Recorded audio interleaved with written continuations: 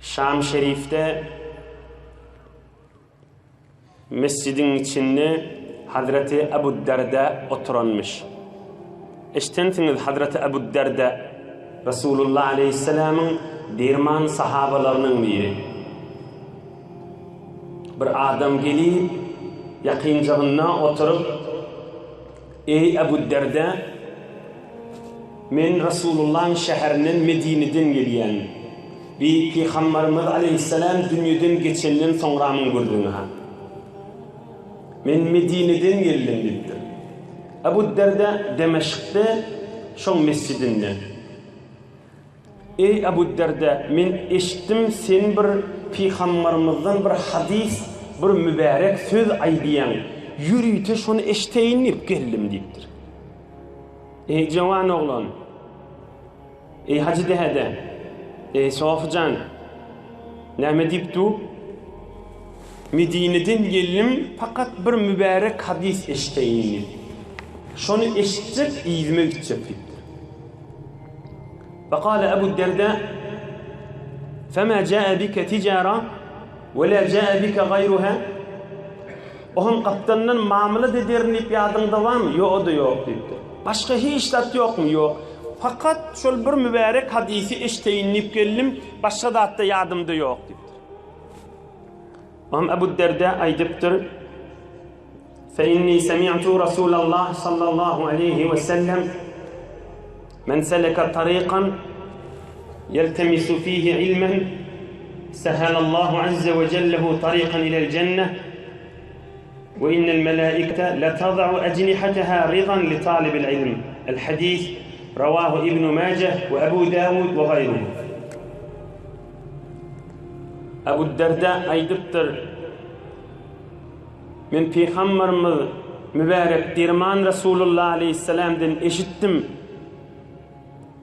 Bir adam bir yolu düşse, Allah'ın razıçılığı, din ilmi, din ilmini bileyinip yolu düşse, Allah Teala şuna cennetin yolundan bir yol şuna ansat eder.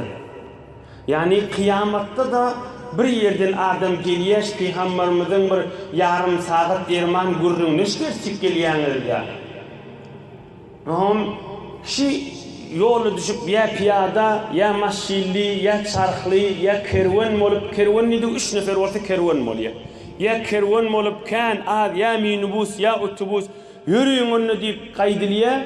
Kıyamet gününde de Allah şuna o cenneti yol ansat ederini deyiptir. Ve perişteler لَتَضَعُ اَجْنِحَتَهَا رِضًا لِطَالِبِ الْعِلْمِ ve bir din ilmi için geliyor deyip kanatını koyuyor deyiptir. Kanatını koyuyor deydiği neyme? Yani uçup gezip veren mi orta şotarda durur deydiği bir manası. Bir manası da kanatını koyuyor deydiği kanatını yazıp koyacak, geliyen adamla şunun üstünden kaçacak.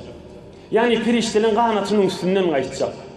Yani nurun üstünden, sakinetin üstünden, cahilliğin üstünden keyfetik kaçacak. Bir parmağın üstünden adam yatmak ne gerek? Yumuşak yerde ya katı yerde bir yokumlu, yokumsuz yol, ya mesela yola geliyor kan adam asabın hurt, ya adam nurani, ya adam bir yana gideni keyfetleyen aslında daş yakıllığını yadından çıkarıyan, ya bir biderek yana gidende gereğini değeri gidende yakın yerde olsa daş yalı olayanlar sana. Bir sana bir gerekmeyecek yer var da ne açar bariyen, o hiyabanında da olsa bariyensen işin tapyan da. Ama nur dökülün, Allah'ın razıçılığı, Hudayın periştesi sen yoluna kanat yazsa, onu sen keyif edip nurun içinde yürüyüp gelen adam mı diyen. Bir arada bir bolan görürün ma, şonu hizmetini de getirip izinden yavaş yavaş o Peygamberimizin yaşayışına ben gireyin. Hadir mukaddeme ve başlama. Ey cemaat, ey ilim zamanında yaşayan Türkmen sade doğallı. Perişteli kanat yazar deyip Peygamberimiz ayıttı da İmam Tabarani näme diye. İmam Tabarani adını şu vaazlarken eşitensiniz. Beyik Peygamberimizin mübarek sözlerini yad tutan bir alim adamdan biri İmam Tabarani. İmam Tabarani aytıyor, men ustadlamın birinin eşittim diye Basra'da, Arağın Basra şehrinde bir alim adam vardı, şondan adamla çolup Peygamberin sözünü işlerdiler diye. Teberrük okuyup bereyim. فَأَسْرَعْنَا الْمَشْيَ وَف۪ينَ رَجُلٌ مُتَّهَمٌ ف۪ي د۪ينِ Bir gün çaladım bariyedik diye bizim içimizde bir adam vardı, şunu öyle Müslüman mı, kafir mi deyip şonken halamayattık diye. Peygamberimizin sözünü eşitmene, bariyedik bir alim adamın mübarek mehzerine, şun huzuruna, onun bir gedek diyeceği kalıp çaladım bariyedik, içimizde de bir adam vardı, kan şun doğru bir Müslüman, bir pasık mı, sağlık mı, doğru şun inanılmayan biri vardı. Ohum şol adam yollu çaladım bariye kalk, bizi ya şu barşımızı maskara edip bir kef ayttı diye. Aydan kepşi. İrfa'u aqdamakum an ecnihatil melaike, la teksiruha. Ohum şol yankı biderek adam, ozul ulamalardan eşitiptir da Peygamberimizin bir derman sözü var. Şu din Peygamberin sözü aydılsa, perişteli kanat ya geliyen adamların yolunu deyip, şunu maskara edip, hey ayağınızı yuvaşanrak ayağınızı basın, periştelen kanatın devamman deyip, gülüp şoları maskara ediptir. Periştelen kanatın devamman, yuvaşanarak basın, ne ettirptuğunu deyip, ha salıptır. İmam Tabarani aytıyor, biz şu ustadtan eşittik, şu aydıp bariyen adam şu vaxt iki ayağı uğruydu, iki ayağını çekip yerde koyadık diye, ayaksız adam bol kaldı diye. فَمَا زَالَ مِنْ مَوْضِعِهِ حَتَّى يَبِسَتْ رِجِلَهِ كَذَا فِي الْمِرْقَاتِ لِلْقَارِيِ الْحَنَفِيِّ الْمَكِّي Peygamberimizin derman sözün masları densen, öyle keyif edip hayırlanmani, din ilminin içine, bariyen adamın içine koşulup tuha. Ama Allah'ın qaharına giriftar olupturdu. Bir adamlara Allah Teala marizçılık verer, kıyınçılık verer, soğuğa ötüp verer. Eyyub Peygamberin dereceleri ya. Bir adamlara Allah qahar etip veriyor. Ve her hal öz gurrunu de geleyli. Ey cemaat, ey Müslümanlar, Tomsun diyeceği şimahal saat 10:30 modlar ya. İnsanın haklı kabul ediyem şimahal şu işmeli. Bir adam, bir kafir şu işmeli görse, işte çıktan gözdek görün şimahal kişi bir deriyatı yani kolptu, bir kafir görse heyran kalır. Şu Peygamberimiz Aleyhissalatu vesselam'ın dirman sözü var, adam ilm deyip, din deyip gelse, bir yengilliği var, adam periştelin kanatının üstünden geliyor, o yengillik ihsas ediyor, o lezzet alıyor. Şun bereketi da.